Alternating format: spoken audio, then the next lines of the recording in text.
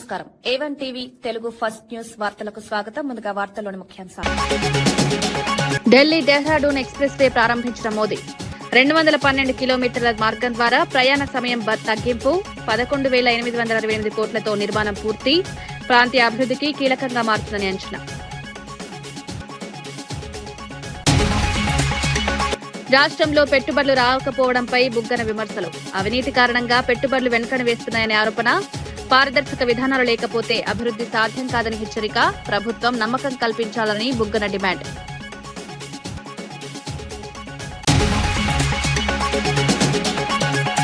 మహిళా బిల్లుపై బీజేపీని ప్రశ్నించిన మంత్రి సీతక్క. కాంగ్రెస్ కాలంలోనే బిల్లు ప్రవేశపెట్టిన విషయాన్ని గుర్తు. బీజేపీకి మహిళలపై నిజమైన చిత్తశుద్ది లేదని విమర్శ. మహిళల కోసం కాంగ్రెస్ కట్టుబడి ఉందని స్పష్టం. ఉద్యోగులకు శుభవార్తగా నిధుల విడుదల. పెండింగ్ బకాయిలు చెల్లించడంతో ఉద్యోగుల ఆనందం. సీఎం చంద్రబాబు నిర్ణయాన్ని అభినందించిన ఎమ్మెల్యే. ప్రభుత్వ ఉద్యోగుల సంక్షేమానికి కట్టుబడి ఉందని వ్యాఖ్య.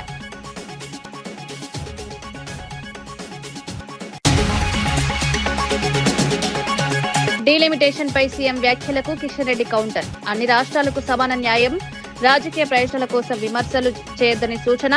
ప్రక్రియ పారదర్శకంగా జరుగుతుందని హామీ.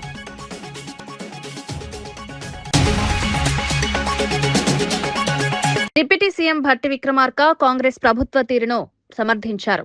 రాష్ట్రంలో సంక్షేమం, అభివృద్ధి రెండింటినీ సమాంతరంగా అమలు చేస్తున్నామన్నారు. ప్రజల జీవన ప్రమాణాలు మెరుగుపరచడమే ప్రభుత్వ ప్రధాన లక్ష్యమన్నారు. అయితే ప్రతిపక్ష బీఆర్ఎస్ రాష్ట్రం అభివృద్ధి చెందకూడదన్న దురుద్దేశంతో తప్పుడు ప్రచారం చేస్తోందని ఆరోపించారు. ప్రభుత్వం చేపడుతున్న ప్రతి పథకాన్ని ప్రజలకు చేరవేయాలని పార్టీ శ్రేణులకు సూచించారు. ఖమ్మం జిల్లా కాంగ్రెస్ కు బలమైన కంచుకోటగా నిలుస్తుందని ధీమా వ్యక్తం చేశారు. ప్రజలు వాస్తవాలను గుర్తించి ప్రభుత్వానికి మద్దతునిస్తున్నారన్నారు. అభివృద్ధి పనులను అడ్డుకునే ప్రయత్నాలు విఫలమవుతాయని స్పష్టం చేశారు. భారత రాజ్యాంగం హక్కుల్ని దాన్ని కాపాడుకుంటూ కాంగ్రెస్ పార్టీ నాయకత్వంగా పనిచేయాలనేటువంటి ఆలోచనతో వారు ప్రమాణం చేపించారు. చేసినటువంటి ప్రమాణాన్ని ఒమ్ము చేయకుండా ఈరోజు ఈ బాధ్యతలు చేపడుతున్నటువంటి ప్రతి ఒక్కరు కూడా ఆ దిశలో కాంగ్రెస్ పార్టీ అభివృద్ధి కోసం, ప్రజా సంక్షేమం కోసం పనిచేయాలని చెప్పి మనస్ఫూర్తిగా మీ అందరినీ కోరుతూ ఈ బాధ్యతలు పొందుతున్నటువంటి మీ అందరికీ నా హృదయపూర్వకమైనటువంటి అభినందనలు కూడా తెలియజేస్తా ఉన్నాను. కారణం ఈరోజు మీరు పొందేటువంటి పదవులు ఆషామాషి పదవులు కాదు. ఈ దేశంలోనే శతాబ్ద కాలం పైబడి చరిత్ర కలిగినటువంటి ఒక అత్యంత పెద్దదైనటువంటి ప్రజాస్వామ్య రాజకీయ పార్టీలో ఈరోజు జిల్లా స్థాయిలో మీరు పదవులు పొందుతా ఉన్నారు. ఈ దేశానికి స్వాతంత్రం తెచ్చి, ఈ దేశానికి రాజ్యాంగాన్ని అందించి, ఈ దేశానికి కావలసినటువంటి అనేక రకాలైనటువంటి అభివృద్ధి కార్యక్రమాలను అందించి, పంచవర్ష ప్రణాళికలు తెచ్చి, రకరకాలైనటువంటి అభివృద్ధి కార్యక్రమాలతో ప్రపంచంలోనే ఈ దేశాన్ని అతిపెద్ద ప్రజాస్వామ్య దేశంగా నిలబెట్టినటువంటి కాంగ్రెస్ పార్టీలో ఈ రోజు మంత్రి పొంగులేటి బీఆర్ఎస్ పార్టీపై తీవ్ర స్థాయిలో విమర్శలు చేశారు. వారి పాలనలో చిన్న పనులను కూడా పెద్దగా చూపించుకున్నారని ఆరోపించారు. కానీ కాంగ్రెస్ ప్రభుత్వం పెద్ద పనులు చేసిన ప్రచారం చేయకుండా ప్రజలకు సేవ చేస్తుందన్నారు.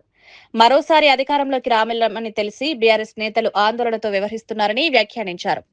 ప్రజలు గత పాలనను గుర్తుపెట్టుకుని సరైన నిర్ణయం తీసుకుంటారన్నారు. కాంగ్రెస్ ప్రభుత్వం పారదర్శకంగా పనిచేస్తోందన్నారు. అభివృద్ధి, సంక్షేమం రెండింటినీ సమానంగా అమలు చేస్తున్నామని వివరించారు. ప్రతిపక్షాలు చేస్తున్న ఆరోపణలు అసత్యమని పేర్కొన్నారు. మనందరి మీద ఉంది. దాన్ని దృష్టిలో పెట్టుకుని కాంగ్రెస్ కుటుంబ సభ్యులమైన మనందరం భవిష్యత్తులో మనం చేసే పనిని ఆనాటి ప్రభుత్వం గోరంత చేస్తే కొండంత చెప్పుకున్నారు. మనం కొండంత చేస్తే గోరంత కూడా చెప్పుకోలేకుండా ఉన్నమాట నిజం. దాన్ని గోరంతని కొండంత చెప్పుకోలేకపోయినా చేసిన దాన్నైనా మనం ప్రజలకు చెప్పగలిగితే తప్పకుండా ప్రజల మనసుల్లో ఉన్న ఈ ప్రభుత్వం, ఈ పార్టీ మళ్లీ తిరిగి ప్రజలు దీవించటానికి ఏ రకమైన సంకోచం ప్రజలలో లేదు. దానికి నిదర్శనమే ఈ గడిచిన కొన్ని నెలల నుంచి ప్రధాన ప్రతిపక్షమని చెప్పుకుంటున్న ఆనాడు 10 సంవత్సరాలు పరిపాలించిన దొరల పోకడ అది జీర్ణించుకోలేకనే మళ్లీ మన ప్రభుత్వం రాదు అని జీర్ణించుకోలేకనే ఎలా కళ్ళు దాగి నుప్పు తొక్కిన కోతుల్లా ఎలా ఎగురుతున్నారో మనకి కనిపిస్తుంది. అయినా కూడా ఎక్కడ కాంగ్రెస్ శ్రేణులు, కాంగ్రెస్ కుటుంబ సభ్యులు తగ్గకుండా వారికి తిరిగి గిఫ్ట్ ఇవ్వడానికి సిద్ధంగా ప్రజలున్నారు. అది మీ అందరికీ తెలుసు కాబట్టి మళ్ళీ మిమ్మల్ని అడిగేది చేసిన ప్రతి కార్యక్రమాన్ని చేయనదాన్ని ఏం చెప్పుకోనక్కర్లా. ఆనాటి ప్రభుత్వం లాగా మాయమాటలు నోరు తెరిస్తే మాయమాటలు మనం చెప్పుకోనవసరంలా. చేసిన దాన్ని గనక చెప్పుకోగలిగితే, చేసిన దాన్ని ప్రజలకు ఇస్తున్న దాన్ని, చేసిన అభివృద్ధిని చెప్పుకోగలిగితే తప్పకుండా. టీపీసీసీ చీఫ్ కేటీఆర్ పై తీవ్ర విమర్శలు చేశారు. పాదయాత్రలు చేసి ప్రజలను మోసం చేయలేరని వ్యాఖ్యానించారు. ముందుగా కవిత లేవనెత్తిన ప్రశ్నలకు సమాధానం చెప్పాలని సవాల్ విసిరారు. బీఆర్ఎస్ పాలనలో అనేక అవకతవకలు జరిగాయని ఆరోపించారు. 10 ఏళ్ల పాలనలో ప్రజలు ఇబ్బందులు పడ్డారని పేర్కొన్నారు. ఇప్పుడు ప్రజల మద్దతు కాంగ్రెస్ కే ఉందన్నారు. కేటీఆర్ ప్రజలకు నిజాలు చెప్పాలని డిమాండ్ చేశారు. బీఆర్ఎస్ నేతలు ప్రజల నమ్మకాన్ని కోల్పోయారని విమర్శించారు. ఈ రకంగా ఈ రాష్ట్రాన్ని దోచుకున్నారు, అన్న ఏ రకంగా వేల కోట్ల ఆస్తులు సంపాదించుకున్నారు, మేనబావ ఏ రకంగా ఆస్తులు సంపాదించుకున్నారు, సంతోషరావు ఏ రకంగా సంతోషంగా ఉన్నాడో ఇవన్నీ కూడా మీ చెల్లె చెబుతా ఉంది. పాదయాత్ర చేసే ముందు మీ చెల్లె స్పందించిన ప్రశ్నలకి జవాబు చెప్పి పాదయాత్రకు పోవాల్సిన చేస్తా ఉన్నాను. రాష్ట్రాన్ని అడ్డగాలుగా దోచుకొని ఇలా సోషల్ మీడియాని అడ్డం పెట్టుకుని పెద్దలు విక్రమార్క చెప్పినట్టుగా కాంగ్రెస్ పార్టీని బదనాం చేసే ప్రయత్నం చేస్తా ఉన్నారు. ప్రధాని మోదీ ఢిల్లీ డెహ్రాడూన్ ఎక్స్ప్రెస్ వేను ప్రారంభించారు. సుమారు 11,868 కోట్ల వ్యయంతో నిర్మించిన ఈ ప్రాజెక్టు 212 కిలోమీటర్ల పొడవు కలిగి ఉంది. ఈ ఎక్స్ప్రెస్ వే ద్వారా 6 గంటల ప్రయాణం కేవలం 2 గంటలకు తగ్గింది. ప్రయాణ సౌకర్యాలు మెరుగుపడి ఆర్థిక అభివృద్ధికి దోహదపడుతుందని అధికారులు తెలిపారు. ఈ ప్రాజెక్టు ప్రాంతీయ అభివృద్ధికి దారితీస్తుందని భావిస్తున్నారు. రవాణా సౌలభ్యం పెరగడంతో వాణిజ్య కార్యకలాపాలు వేగవంతమవుతాయని అంచనా వేస్తున్నారు. మౌలిక వసతుల అభివృద్ధిలో ఇది కీలక అడుగుగా పేర్కొన్నారు. मुख्यमंत्री और उप मुख्यमंत्री भी उनके साथ इस वक्त वहां पर मौजूद थे। तो आप तस्वीरों में देख रहे हैं ये एलिवेटेड कॉरिडोर जो करीब करीब 12 किलोमीटर का है। यहाँ से कितना खूबसूरत दृश्य, जब आप इस एक्सप्रेसवे पर जाएंगे तो आपके लिए एक बहुत ही अलग अनुभव होगा। और आप पढ़ पा रहे होंगे ये दिल्ली देहरादून इकोनॉमिक कॉरिडोर और गणेशपुर और आशा रोडी के बीच में जो वाइल्ड लाइफ कॉरिडोर बनाया गया है 18 किलोमीटर लंबा हिस्सा है। और जैसा कि हम लगातार अपने एक्सपर्ट्स के साथ बात कर रहे हैं, NHAI और वर्ल्ड जो wild life institute of India है इसको साथ में लेकर के इस पूरे प्रोजेक्ट को कंसीव किया गया। और अंडरपास का उपयोग कैसे किया जाए, वन्यजीव कैसे इस अंडरपास का उपयोग कर पाएँ, जो वन्य प्रजातियां हैं वो अंडरपास का उपयोग कैसे कर पाएँ, और जो प्रभावशीलता है इस पूरे के पूरे प्रोजेक्ट की उसको देखने के बाद ये जो पूरा वन क्षेत्र है, वो बाघ, हाथी, ग्रेटर हॉर्नबिल और किंग कोबरा जैसी जो कुछ लुप्तप्राय प्रजातियां हैं वो भी यहाँ पर पाई जाती हैं बड़ी संख्या में। और गणेशपुर और आशा रोडी के बीच में जो 20 किलोमीटर लंबा कुल एरिया है, इस हिस्से में जहां पर प्रधानमंत्री इस वक्त व्यू पॉइंट देख रहे हैं वो करीब 10.97 किलोमीटर लंबा अंडरपास है। उस अंडरपास के बिल्कुल करीब जहां पर व्यू पॉइंट बनाया गया है। और खास तौर पर కేంద్ర మంత్రి కిషన్ రెడ్డి డీలిమిటేషన్ అంశంపై స్పందించారు. సీఎం రేవంత్ రెడ్డి వ్యాఖ్యలు సరికావని పేర్కొన్నారు. అన్ని రాష్ట్రాలకు సమాన న్యాయం జరగాలన్నదే కేంద్ర ప్రభుత్వ లక్ష్యమని స్పష్టం చేశారు. రాజకీయ ప్రయోజనాల కోసం విమర్శలు చేయడం సరైంది కాదన్నారు. దేశవ్యాప్తంగా సమతుల ప్రాతినిధ్యం కల్పించడమే ప్రధాన ఉద్దేశమని తెలిపారు. ప్రజల్లో అపోహలు సృష్టించకూడదని సూచించారు. డీలిమిటేషన్ ప్రక్రియ పారదర్శకంగా జరుగుతుందన్నారు. ఎందుకంటే ఈరోజు 70 కోట్ల మంది మహిళలకు సంబంధించినటువంటి ఆత్మగౌరవము, మహిళలకు సంబంధించినటువంటి హక్కులు, అభివృద్ధిలో వాళ్ళకు సమాన ప్రాధాన్యత కల్పించి, భాగస్వామ్యం కల్పించి ముందుకు తీసుకెళ్లాలనేటువంటి ప్రయత్నము ఈరోజు జరుగుతూ ఉంది. గత 50 సంవత్సరాలుగా దీనిపైన చర్చ జరుగుతూ ఉంది. అనేక పార్టీలు, సంస్థలు, అనేక మంది మేధావులు దీనిపైన డిమాండ్ చేస్తూ వచ్చినాం మనకు తెలుసు. అనేక సార్లు లోక్సభ, రాజ్యసభలో కూడా దీనిపైన చర్చ జరిగింది. 2010లో కాంగ్రెస్ పార్టీ అధికారంలో ఉన్నప్పుడు రాజ్యసభలో బిల్లు కూడా పాస్ అయింది. చివరకు అనేక కారణాలతో ఆ యొక్క బిల్లు కార్యరూపం దాల్చలేదు. ఇది ప్రజాస్వామ్య శక్తికి, ఎందుకంటే 50% జనాభా మన దేశంలో మహిళలు ఉన్నారు కాబట్టి ఆ మహిళలకు ఆత్మగౌరవానికి మహిళలకు సంబంధించినటువంటి ఒక రాజకీయపరమైనటువంటి విశ్వాసం కల్పించేటువంటి ప్రక్రియ ఈ 33% రిజర్వేషను. ఇది దేశ ప్రజాస్వామ్య వ్యవస్థకు ఒక కొత్త శక్తిని కల్పిస్తుందనే విషయంలో మరి ఏ రకమైనటువంటి అనుమానం లేదు.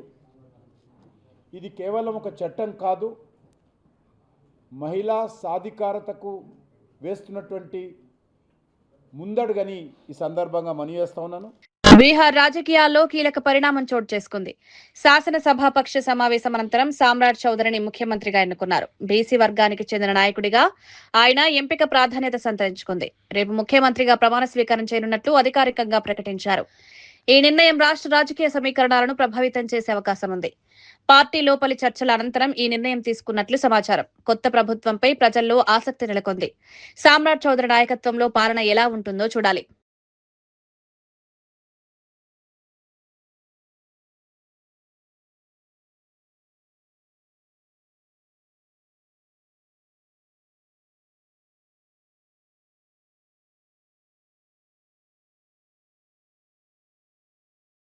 నెల్లూరు జిల్లా జువ్వలదిన్నెలో వైఎస్ జగన్ పర్యటనకు ఏర్పాట్లు జోరుగా కొనసాగుతున్నాయి.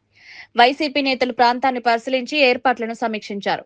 జగన్ హయాంలో నిర్మించిన ఫిషింగ్ హార్బర్ ను టీడీపీ తమ ఖాతాలో వేసుకుంటోందని మాజీ మంత్రి కాకాని ఆరోపించారు. బోట్ల విడుదలలో టీడీపీ నేతల జోక్యం ఉందని విమర్శించారు. హార్బర్ లో సాగర్ డిఫెన్స్ కంపెనీ ఏర్పాటుపై కూడా వైసీపీ అభ్యంతరం వ్యక్తం చేసింది. మిగిలిన పనులను పూర్తి చేయడంలో ప్రభుత్వం విఫలమైందని ఆరోపించారు. ఈ పర్యటనతో రాజకీయ ఉద్రిక్తత పెరిగే అవకాశం ఉంది. వాళ్ళకది సరిపోదు, దాన్ని మరలా విస్తరించాలనేటువంటి ఆలోచన చేస్తున్నటువంటి నేపథ్యంలో జగన్మోహన్ రెడ్డి గారు కూడా స్పష్టంగా ఇది ఫేజ్ 1, తర్వాత దీన్ని విస్తరిస్తామని చెప్పినటువంటి పరిస్థితుల్లో ఉన్నటువంటి హార్బర్ని పూర్తి చేయకుండా 10% పనులు పెండింగ్లో పెట్టి వాళ్ళ దగ్గర నుంచి ఈరోజు బలవంతంగా ప్రైవేటీకరణ చేయడం అనేటువంటిది మత్స్యకారులు జీర్ణించుకోలేకపోతున్నారు.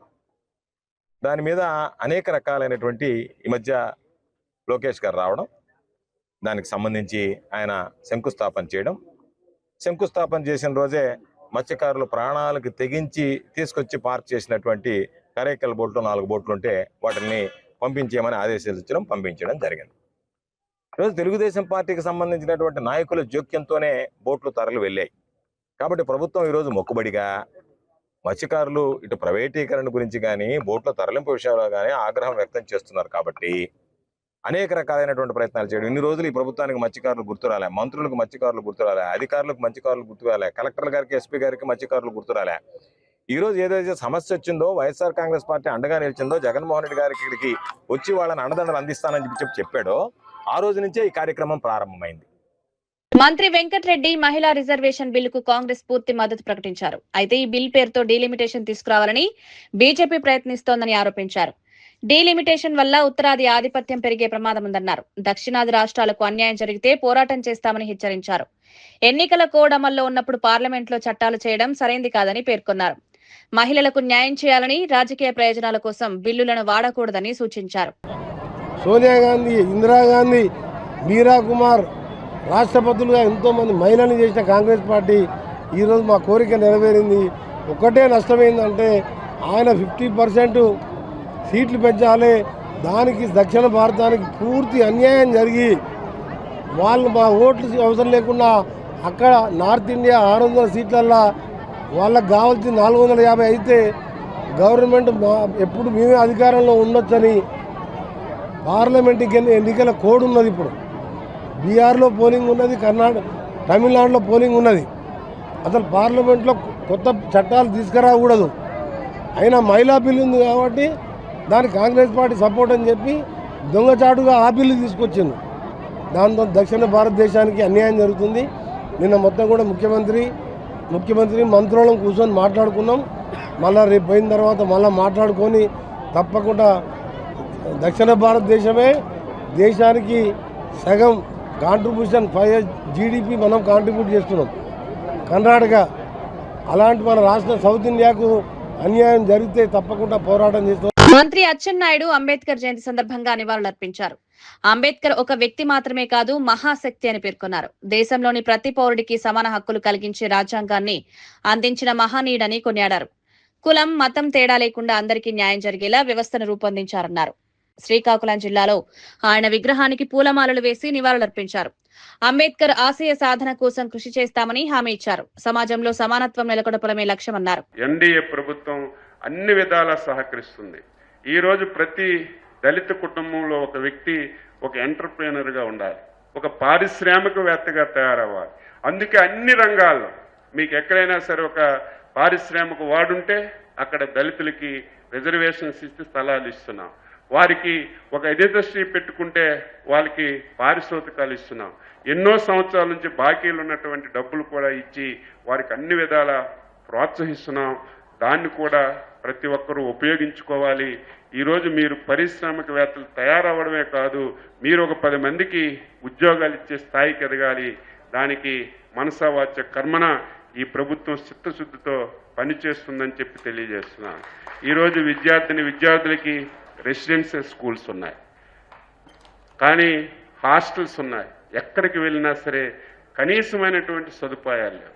మొన్నే ముఖ్యమంత్రి గారు చెప్తున్నారు, ఈ రాష్ట్రంలో ఏ రెసిడెన్షియల్ స్కూల్కి వెళ్ళినా, ఏ హాస్టల్కి వెళ్ళినా తాగడానికి నీళ్లు కూడా లేవు. చాలా స్కూల్స్లో మినరల్ వాటర్ ప్లాంట్స్ కూడా లేవు. అందుకే స్పష్టంగా ముఖ్యమంత్రి గారు ఆదేశాలు ఇచ్చారు, రేపు వేసవి సెలవుల తర్వాత స్కూల్స్ అన్నీ ఓపెన్ అయ్యే సమయానికి అన్ని హాస్టల్స్ బాగవ్వాలి, అన్ని రెసిడెన్షియల్ స్కూల్స్ బాగవ్వాలి. ప్రతి హాస్టల్లో స్వచ్ఛమైనటువంటి మినరల్ వాటర్ ద్వారా నీరు ఇవ్వాలని స్పష్టంగా ఆదేశాలు ఇచ్చి ముందుకెళ్తున్న విషయం కూడా ఈరోజు సంతోషంగా మీ అందరికీ తెలియచేస్తున్నాను. మీరు తప్పనిసరిగా అంబేద్కర్ ఆశయాలకు అనుగుణంగా మనందరం కృషి చేద్దాం. ఇప్పుడే పెద్దలు నరసింహ గారు చెప్పారు, అనేక పథకాలు ఉండే. సోషల్ వెల్ఫేర్ డిపార్ట్మెంట్ ద్వారా స్వయం ఉపాధి పథకాలు ఉండే, చదువుకోవడానికి సహాయం చేసేవాళ్ళం. అదేవిధంగా ఎవరైనా ఇంటర్ క్యాస్ట్ మ్యారేజ్ చేసుకున్నా డబ్బులు ఇచ్చేవాళ్ళం. ఇవన్నీ ఉండే. గత 5 సంవత్సరాలు ఈ వ్యవస్థలన్నీ, రాజకీయం మాట్లాడదలుచుకోలేదు కానీ తప్పదు చెప్పవలసింది, అన్నీ ఆగిపోయాయి. ఇప్పుడు అవన్నీ మళ్ళీ కొనసాగించడానికి ప్రయత్నం చేస్తున్నాం. ఎంత బాధ కలుగుతుందంటే, రాజకీయాల్లో ఉంటాం పోతాం, అధికారం వస్తుంది కానీ ఒక వ్యక్తిని ఎప్పుడూ కించపరచకూడదు. చంద్రబాబు నాయుడు గారు ముఖ్యమంత్రిగా ఉండపాడు మన రాజ్యాంగ నిర్మాత బాబాసాహెబ్ అంబేద్కర్ పేరు మీద విదేశీ విద్య అని ఒక బ్రహ్మాండమైనటువంటి కార్యక్రమం పెట్టారు. ఎవరైనా సరే ఎస్సీ ఎస్టీస్ కానీ బాగా చదువుకోవడానికి అమెరికా, రష్యా ఎక్కడికైనా వెళ్తే ప్రభుత్వమే డబ్బులు ఇచ్చి చదివించినటువంటి ఒక బ్రహ్మాండమైనటువంటి కార్యక్రమాన్ని 2014-19లో అమలు చేశాం. దురదృష్టవశాత్తు ప్రభుత్వం మారిన తర్వాత పథకం ఆపేసినా పర్వాలేదు, లేకపోతే దానివల్ల సహాయం చేయకపోయినా పర్వాలేదు. ఎమ్మెల్యే వరదరాజులు రెడ్డి ఉద్యోగులకు శుభవార్త తెలిపారు. గత జగన్ ప్రభుత్వంలో ఉద్యోగులు తీవ్ర ఇబ్బందులు ఎదుర్కొన్నారని విమర్శించారు. పెన్షనర్లు, గ్రాట్యుటీ, ఏపీజీఎల్ఐ, ఏపీజీఎఫ్ నిధుల విడుదలపై హర్షం వ్యక్తం చేశారు. సీఎం చంద్రబాబు పెండింగ్ బకాయిలను విడుదల చేయడం అభినందనీయమన్నారు. 7,538 కోట్ల నిధులు విడుదల కావడం ఉద్యోగులకు ఊరట కలిగించిందని పేర్కొన్నారు. ఈ నిర్ణయం వల్ల ఉద్యోగుల్లో నమ్మకం పెరుగుతుందని తెలిపారు. ప్రభుత్వం ఉద్యోగుల సంక్షేమానికి కట్టుబడి ఉందన్నారు.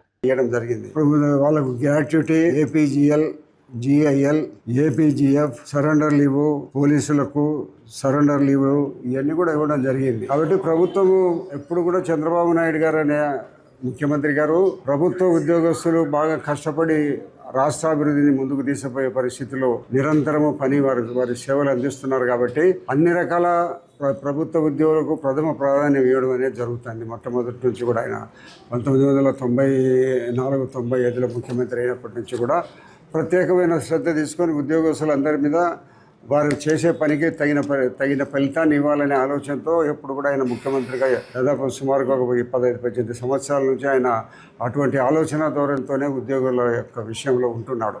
మాజీ మంత్రి బుగ్గన రాజేంద్రనాథ్ రెడ్డి పెట్టుబడుల అంశంపై తీవ్ర వ్యాఖ్యలు చేశారు. రాష్ట్రంలో పెట్టుబడులు రావడం లేదని ఆరోపించారు. పెట్టుబడులు ఎందుకు రావడం లేదో పరిశీలిస్తే స్థానికంగా అవినీతి పరిస్థితులు ఉన్నాయన్నారు. చిన్న పనులు చేయాలన్న ఎమ్మెల్యేలకు డబ్బులు ఇవ్వాల్సి వస్తుందని స్థానికులు చెప్తున్నారన్నారు. పెట్టుబడులు రావాలంటే పెట్టుబడిదారులకు నమ్మకం కల్పించాల్సిన బాధ్యత ప్రభుత్వంపై ఉందన్నారు. పారదర్శక విధానాలు లేకపోతే పెట్టుబడులు రావని హెచ్చరించారు. నిజం చెప్తున్నా, నేను కొంతమందితో విచారించిన ఈ మధ్య కాలంలో ఇదంతా జరిగేటప్పుడు ఏం జరుగుతుంది అక్కడ అని చూస్తే ఏమన్నారంటే, అక్కడ గుంటూరులో, విజయవాడలో ఏమన్నారంటే, అసలు ఇక్కడ పరిస్థితులు ఎట్లున్నాయంటన్నా వాళ్ళు అన్నారు నాకు, స్థానికులు. ఇంకా నేను విచిత్రం చెప్తా, స్థానికులు అక్కడ ఉన్న చౌదరీస్ అన్నారు నాకు, ఏం తెలుసునా, అధ్వానమైన పరిస్థితి అన్న. లేఅవుట్ వేసే లోపల నాన్ కన్వర్షన్ కావాలంటే ఎమ్మెల్యేకి ఇవ్వాలి, లాస్ట్కు పునాది రాయేస్తే ఎమ్మెల్యేకి ఇవ్వాలి, ఏ పని చేయాలన్నా కూడా ఎమ్మెల్యేకి పోయి ఇచ్చుకోవాలి. డబ్బులు ఏంది, ఎమ్మెల్యేలు ఏంది, అసలు ఆ పని జరగనీరు అనేది వాళ్ళు చెప్తున్నారు అన్నమాట. అసలు ఇంకా ఏమనంటే సంపద సృష్టి. ఏమి సంపద సృష్టి? సంపద సృష్టి ఏమంటే మా ఇంట్లో పనిచేసే పిల్లోడు, ఇది కూడా వాస్తవం చెప్తా. నేను కొద్దిగా మా అమ్మ చనిపోయింది సార్, మా నాయన ఒక్కడున్నాడు, ఊరికి పోవాలంటే అక్కడ ఊరికి పోతే నీకు అన్ని బాగానే ఉందని ఆయన అది ఇదంటే ఆయన కోస్టలాంధ్ర నుంచి వచ్చినాడు అనమాట. ఆయన ఏమని అడుగుతున్నా, ఏం చేస్తున్నాడు నాయన అంటే, పొలం ఉండే పొలము గుత్తకి ఇచ్చినారు, మళ్ళీ ఏం చేస్తున్నా చిన్న కిరాణా అంగడి పెట్టుకున్నాడు. కిరాణా అంగడి ఆ మారుమూల గ్రామంలో జరుగుతుందంటే కిరాణంతో పాటు మందు కూడా అమ్ముతాడు సార్, అందుకని మందు కూడా అమ్ముతున్నాడు కాబట్టి జరిగిపోతుంది. ఇది ఇట్లాంటి పరిస్థితుల్లో పెట్టుబడులు రావాలా, పెట్టాలా, చేయాలంటే ఎందుకు వస్తారు, ఎక్కడి నుంచి వస్తారు అసలు?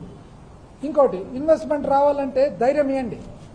ఇప్పుడు హెరిటేజ్ హెడ్ క్వార్టర్స్ పెట్టండి. హెరిటేజ్ హెడ్ క్వార్టర్స్ పెడితే పెట్టుబడిదారులు కూడా వస్తారు. అవును, పెడుతున్నారు కదా అని. ఇది ఎట్టుందంటే మెడికల్ కాలేజ్కి ఎవరు రాలే, టెండర్ లేలే అంటే నారాయణ మెడికల్ కాలేజ్ జరుపుతున్నాడు, ఆయన వేస్తే కదా ఎవడన్నా వచ్చేది, నువ్వేమో టెండర్ వేయవు. అసలు ఇంకొక ఆశ్చర్యకరమైన పరిస్థితి, చౌదరి గారే బాగా తెలిసిన ఆయన, హైదరాబాద్లో ఉంటారు, గుంటూరులో ఉంటారు. ఆయన ఏమన్నా అంటే, సార్ నరాన టీడీపీ సార్, మేము మంచిది సార్, ఎవరి అభిమానం వాళ్ళకు ఉంటుంది లేండి, నరాన టీడీపీ సార్. అయితే ఒక్కసారి మాత్రం సార్ నేను రాజశేఖర రెడ్డి గారి మీద అభిమానంతో, అంటే నేనేమనుకున్నాను, నెక్స్ట్ ఆయన అభిమానంతో ఓటేసింటాడేమో అని అనుకున్నాను. ఆ రోజు మాత్రం సార్ అభిమానం అడ్డం వచ్చి నేను ఓటింగ్కే పోలే అన్నాడు అంటూ ఆయన ఏమని అడుగుతున్నా. దాని తర్వాత ఈసారి మాత్రము సస్త టీడీపీ కోటాను సార్. ఇది నేను వాస్తవం, ఇది అన్న మాట నేను చెప్తున్నాను. వార్తలు ముగించే ముందు ముఖ్యాంశాలు మరోసారి. ఢిల్లీ డెహ్రాడూన్ ఎక్స్ప్రెస్ వే ప్రారంభించిన మోదీ. 212 కిలోమీటర్ల మార్గం ద్వారా ప్రయాణ సమయం తగ్గింపు. 11,868 కోట్లతో నిర్మాణం పూర్తి. ప్రాంతీయ అభివృద్ధికి కీలకంగా మారుతుందని అంచనా. రాష్ట్రంలో పెట్టుబడులు రాకపోవడంపై బుగ్గన విమర్శలు. అవినీతి కారణంగా పెట్టుబడులు వెనుకను వేస్తున్నాయనే ఆరోపణ. పారదర్శక విధానాలు లేకపోతే అభివృద్ధి సాధ్యం కాదని హెచ్చరిక. ప్రభుత్వం నమ్మకం కల్పించాలని బుగ్గన డిమాండ్.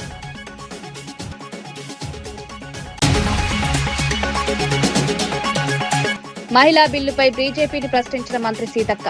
కాంగ్రెస్ కాలంలోనే బిల్లు ప్రవేశపెట్టిన విషయాన్ని గుర్తు. బీజేపీకి మహిళలపై నిజమైన చిత్తశుద్ది లేదని విమర్శ. మహిళల కోసం కాంగ్రెస్ కట్టుబడి ఉందని స్పష్టం.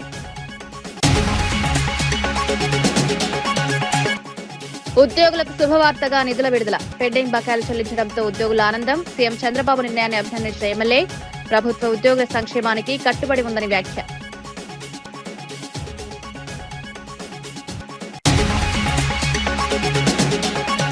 డీలిమిటేషన్ పై సీఎం వ్యాఖ్యలకు కిషన్ రెడ్డి కౌంటర్. అన్ని రాష్ట్రాలకు సమాన న్యాయం. రాజకీయ ప్రయోజనాల కోసం విమర్శలు చేయొద్దని సూచన. ప్రక్రియ పారదర్శకంగా జరుగుతుందని హామీ.